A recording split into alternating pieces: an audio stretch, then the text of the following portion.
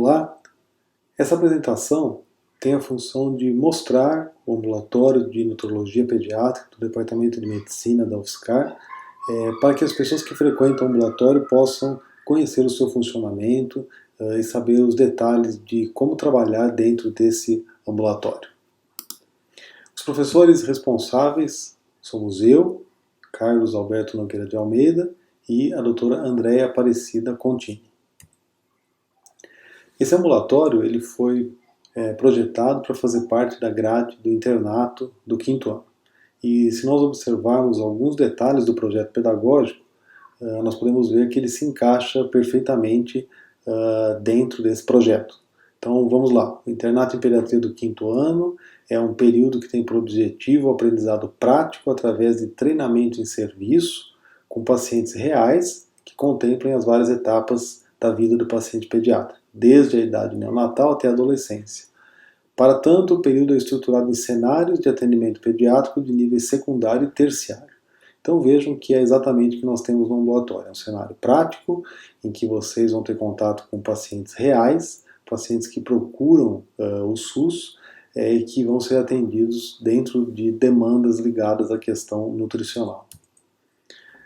Por que esse ambulatório é importante? Se nós pensarmos nas doenças crônicas não transmissíveis, elas são a principal causa de mortalidade no Brasil. E dentro dos aspectos que são modificáveis, que nós podemos modificar para diminuir a prevalência e a incidência dessas doenças crônicas, a nutrição é o aspecto mais relevante, provavelmente. E na pediatria, as doenças que são mais prevalentes hoje, que são a obesidade e a anemia, são doenças eminentemente nutricionais. Não há outras doenças dentro da patologia pediátrica que sejam mais prevalentes do que a obesidade e a anemia. Para a gente ter uma ideia, sobrepeso e obesidade atingem mais de metade das crianças e a anemia provavelmente em torno de 50% a 53% das crianças pré-escolares. De maneira que é fundamental que um médico generalista aprenda sobre nutrologia, porque, em termos de prevalência geral na população, nós estamos frente a doenças que são altamente prevalentes. O que a gente vai treinar nesse ambulatório? Todo ambulatório ele tem a função de, ao final, permitir com que a pessoa que o frequente adquira algumas habilidades. Então a gente espera que aquele aluno que frequentar o ambulatório de nutrologia, ele vai sair de lá hábil, habilitado a algumas coisas. Então a gente espera que ele aprenda antropometria, composição corporal e alguns sinais e sintomas que são específicos das doenças nutricionais. A gente também espera que aprenda sobre o diagnóstico diferencial das doenças nutricionais, que exames são utilizados habitualmente em nutrologia, qual que é o tratamento clínico das doenças nutricionais, os medicamentos que são usados em nutrologia, as indicações e os tipos de suplementação que existem e a dietoterapia, que é o final da consulta. Quando a gente termina uma consulta de nutrologia, a gente tem que fazer uma proposta terapêutica e essa proposta terapêutica geralmente passa por uma orientação alimentar. Quais são os casos que possivelmente serão mais frequentes no nosso ambulatório? Obesidade deve ser o mais frequente. Se nós conversarmos com médicos que atendem nutrologia, vocês vão ver que eles atendem muitos casos de obesidade. E na infância, como é uma doença de elevadíssima prevalência, é possível que boa parte do nosso ambulatório inclua atendimento de crianças obesas. Mas nós vamos também atender crianças com anemia, especialmente anemias nutricionais, mas também outras deficiências de micronutrientes. Algumas crianças serão encaminhadas para a gente porque têm deficiência de micronutrientes, mas outras nós detectaremos essa deficiência durante a consulta. Com certeza nós vamos atender casos de dislipidemia, de desnutrição, seja ela primária ou secundária. Nós vamos discutir a nutrição de crianças com algumas doenças do universo da gastroenterologia pediátrica, como alergia à proteína do leite de vaca, fibrose cística, doença celíaca, erros inatos do metabolismo. Possivelmente vamos ver casos de distúrbios da conduta alimentar, como anorexia nervosa, eventualmente alguns casos podem aparecer também de bulimia, vigorexia, ortorexia. Nós receberemos casos de crianças com baixa estatura, mas não de origem endocrinológica, mas de origem nutricional. E, por fim, aquelas crianças com dificuldade alimentar, aquela queixa clássica de meu filho não come. O ambulatório também, ele dará suporte a outras instâncias do curso. Então é provável que a gente receba interconsultas de pacientes que estejam internados na nossa enfermaria ou na Santa Casa, ou pacientes que frequentem outros ambulatórios e que precisem de uma orientação nutricional. Nós temos a Liga de Nutrologia da UFSCar, e os alunos da Liga de Nutrologia têm no nosso ambulatório uma área de estágio que eles podem frequentar para aprimorarem os seus conhecimentos. O ambulatório funciona às terças-feiras, entre 13h30 e 17h30 horas, na área de ambulatórios do Hospital Universitário. O que você precisa para frequentar o ambulatório? É necessário um avental, o crachá de identificação é muito importante para que o paciente saiba por quem ele está sendo atendido. De preferência, alguns equipamentos que o médico sempre leva, como o estetoscópio, uma lanterna, eles são relevantes. A caneta para tomar nota de coisas que forem necessárias e fazer uma prescrição, uma receita, e equipamentos de proteção individual quando isso for indicado. Quais são as rotinas do ambulatório? Então nós temos os casos novos. No caso novo, existem informações que precisam ser obtidas do paciente que ficarão registradas no prontuário. A gente sempre precisa ter uma identificação com dados como nome, idade, prontuário, sexo, data de nascimento, cor, naturalidade, procedência e o nome do acompanhante. Todos esses dados da identificação, da anamnese, do exame físico, nós temos num pendrive que fica disponível durante o ambulatório.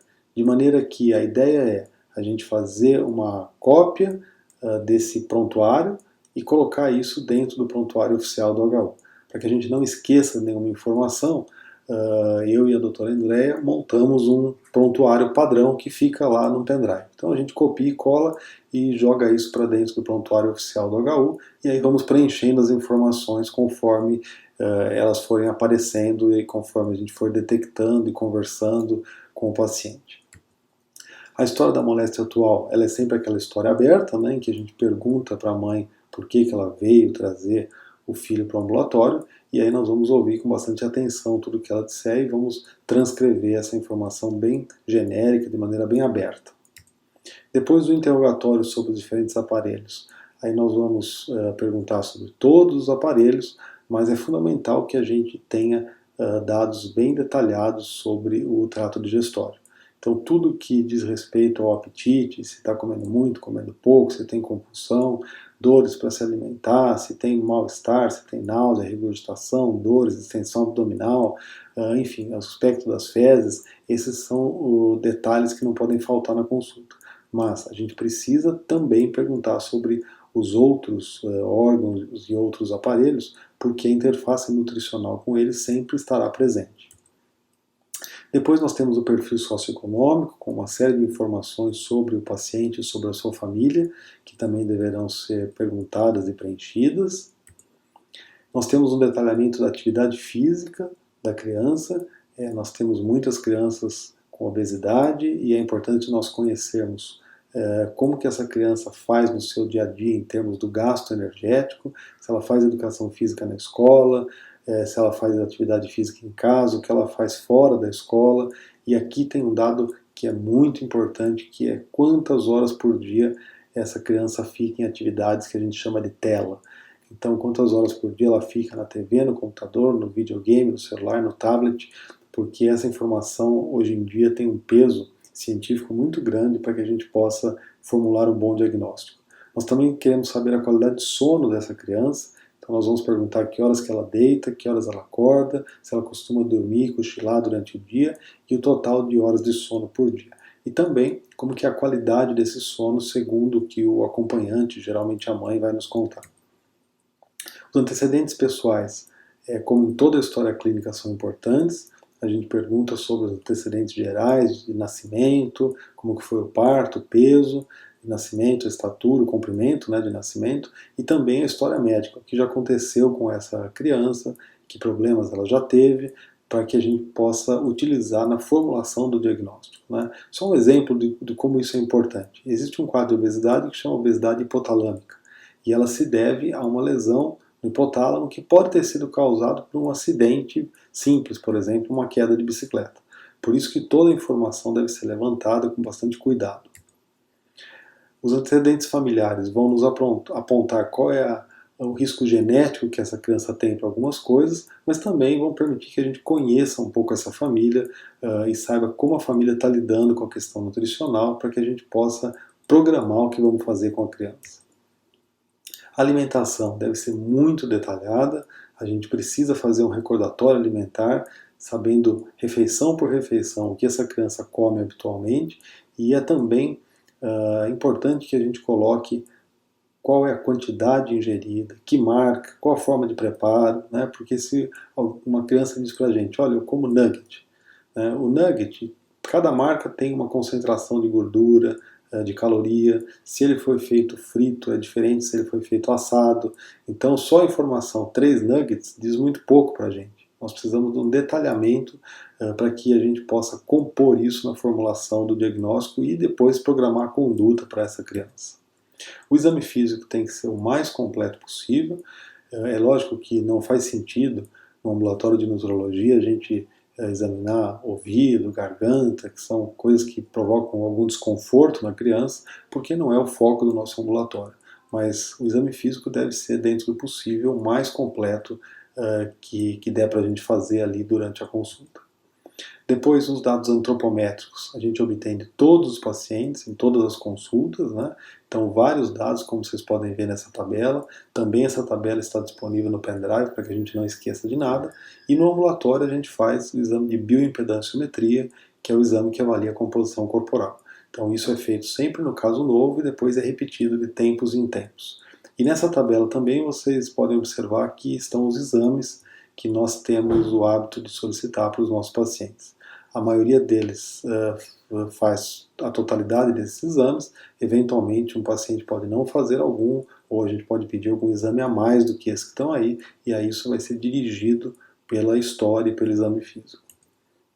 E depois, sempre que a gente termina o caso novo, a gente faz as hipóteses diagnósticas de caso novo e as condutas que nós tomamos. É claro que nesse momento é provável que a gente não tenha exames laboratoriais em mão, de maneira que nós vamos fazer hipóteses diagnósticas, que serão depois confirmadas ou descartadas de acordo com os exames que a gente solicitar para cada caso. Mas sempre a gente vai ter hipótese ou hipóteses e vão ter condutas, né?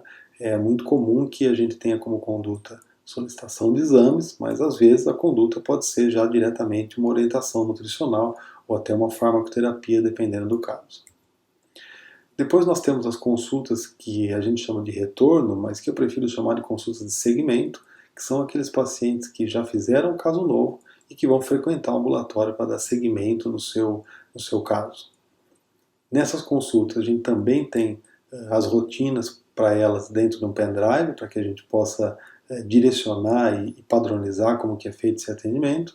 A gente sempre pede que se faça um breve resumo do caso, ao começar a redigir, né, para que quando a gente for discutir a gente saiba do que nós estamos falando, né? Então, por exemplo, olha, a criança está em acompanhamento por obesidade, e aí um detalhamento pequeno sobre o caso até ali. Mas aí, muito importante, a evolução do caso até o momento. Então, como é que esse caso evoluiu, o que aconteceu nesse período entre uma consulta e outra. O interrogatório dos diferentes aparelhos ele também estará presente. Se for o primeiro retorno, é provável que o paciente nos traga exames, então esses exames devem ser transcritos e a gente vai discutir isso quando formos falar desse paciente, e o exame físico, que também deve ser um exame completo, porque o paciente não é o mesmo que veio no caso novo, ele pode apresentar alterações novas no seu exame clínico. Também nessa consulta de segmento, os dados antropométricos são obtidos e eles são muito importantes nesse momento, porque eu vou verificar como é que esse paciente evoluiu, se o peso subiu ou caiu, se ele cresceu ou não cresceu, como é que ficou a cintura, o quadril, as circunferências, e se a bioimpedância for repetida nesse dia, também como é que a composição corporal desse paciente evoluiu nesse período. Por fim, Ao finalizarmos essa consulta de segmento, a gente vai fazer também uma hipótese diagnóstica, que pode ser a mesma do caso novo, ela pode se modificar ao longo do tempo, e que condutas nós tomamos naquela consulta. Se foi prescrito uma dieta, se foi prescrito um fármaco, se foi a manutenção do que havia sido programado anteriormente. Aqui vale muito a pena a gente colocar o que foi pactuado com o paciente. Então a mãe fala, doutor, eu prometo que nós vamos começar a fazer uma caminhada. Então a gente anota, conversado com a mãe que prometeu fazer caminhada. E aí a gente vai cobrar isso no outro retorno. Então tudo que for conversado, que for pactuado, exames que forem solicitados, medicamentos que forem prescritos, orientações dietéticas que forem dadas, a gente deve registrar aqui para que a próxima pessoa que atender na próxima consulta possa ter noção exatamente do que conversar com a família, o que foi combinado com aquela família. Então é isso. Sejam bem-vindos e aproveitem bastante o seu estágio no nosso ambulatório de nutrologia pediátrica.